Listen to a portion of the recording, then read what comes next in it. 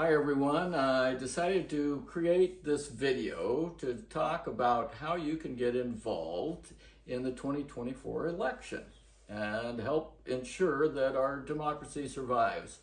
I know this sounds over the top, but when you look honestly at Donald Trump's statements and his actions, especially around January 6th and his proposal to honor the January 6th seditionists, it's a clear and present danger to our democracy. Anyway, first a little history of my involvement in politics. I've been more politically vocal over the years. If you've been a friend or family member, you've noticed this. I started getting more involved during the Obama years when I saw an opportunity for our country to elect its first African-American president. I put a lot of energy into that campaign and I was thrilled with the results. I thought our country had entered a new era. I was naive in thinking this because shortly after Obama was elected, all across the country, we saw the rise of racist, sexist comments and actions. Donald Trump had started a little earlier prior to Obama's election.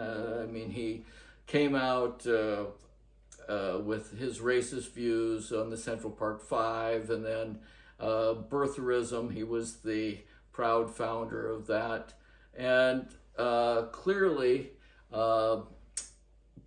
helped the rise of the racist in our country as Obama's presidency took hold.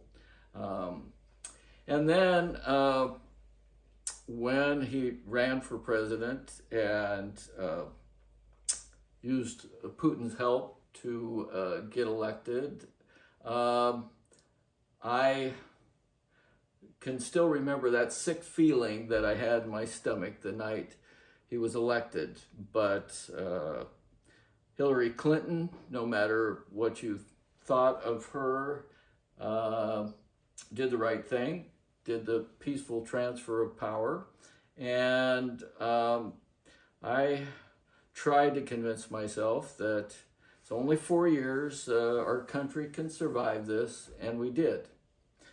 I had many family and friends who voted for Trump, and I chalk that up to their dislike for the Clinton family and Hillary herself. But after Trump's actions leading up to and following January 6th, I thought these friends and family would clearly see the danger that this man poses for our country. The first president to not peacefully transfer power. Even his own vice president will not vote for him. Yet when I approached those I was close to and asked if they understood the threat that Trump poses to our democracy, they said, no, they'll still vote for him. They're Trump all the way. I was shocked.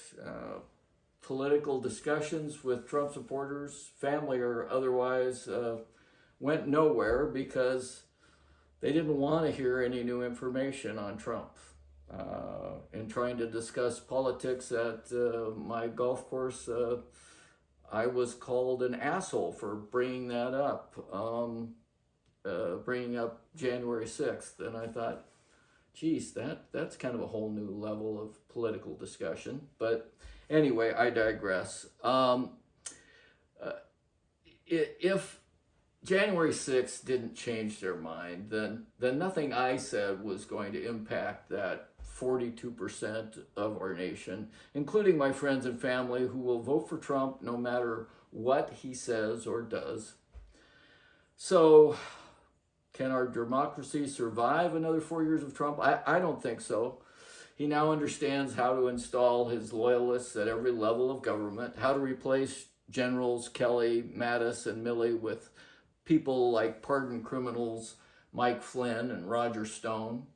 There will be no more guardrails. I have come to believe that the only way to get Kamala Harris and Tim Walz elected is to get out the vote. of all those people who have not made a choice or they feel their vote would not change the course of their life.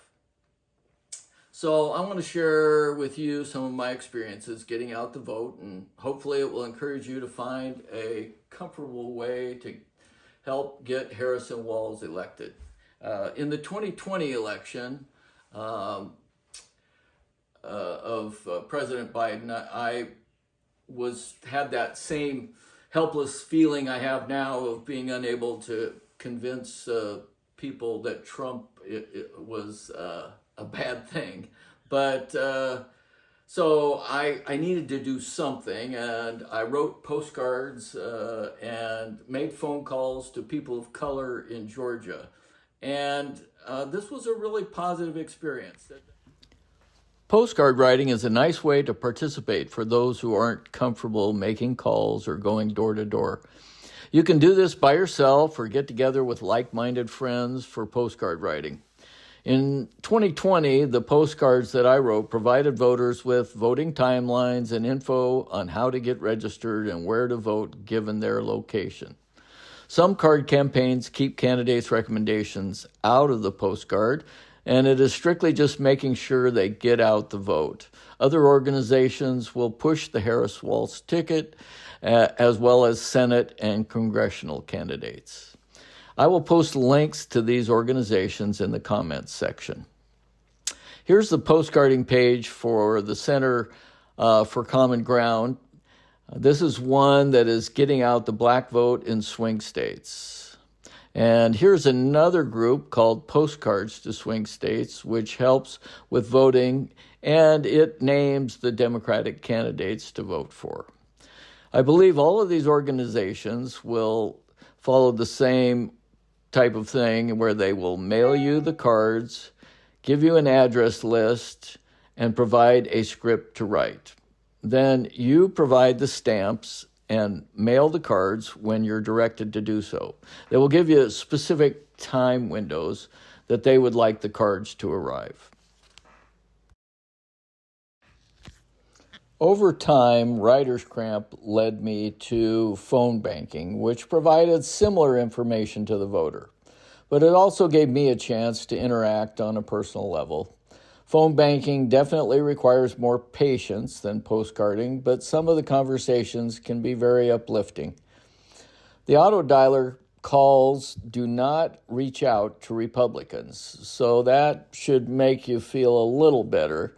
You're only contacting independent and Democratic voters, but you can still get some negative feedback because generally people don't like unsolicited phone calls. With phone banking, you will get a lot of hang-ups and a few rude comments, but in the immortal words of Taylor Swift, we just need to learn to shake it off. And I found myself being able to do that, given that about every sixth call, a voter would have the time to talk. When you log into phone banking, most organizations are starting with a Zoom call. If you have never used Zoom, I've posted an instruction video in the comments. A large Zoom meeting can be a little intimidating. You're expected to ask questions through the chat. If you look at the bottom of this Zoom screen, just right of center is the chat button. If the chat is not already on the screen, you can click on this and type your questions, and you should get a response. You're given a script to read after the introduction, but I found I was way too rigid and machine-like trying to read the script when I was talking in the phone call. So before I start calling, I try to spend extra time reading through the script so I can get the gist of what I want to say. This helps me just talk to the person. After instructions, you're ready to start making calls, which the auto dialer does for you. You will see this screen when it's dialing. Then, when a person answers, it automatically switches screens. And the one thing they warn you about is that there is a delay to the caller. You never get to hear the person say hello. As soon as you see the connection screen with the name, you want to start talking. So in this case, I say, "Hi, Travis. This is Jack Patrick, a volunteer for Indivisible."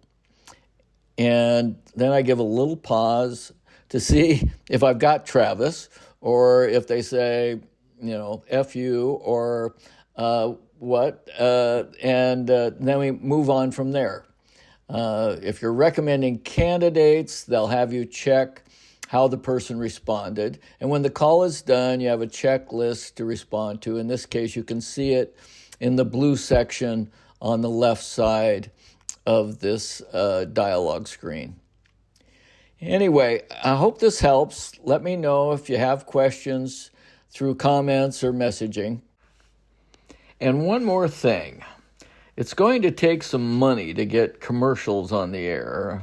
I have and will continue to donate to Democrats in this election cycle, even though it means I'm getting and will continue to get a shitload of donation request emails, which are really annoying.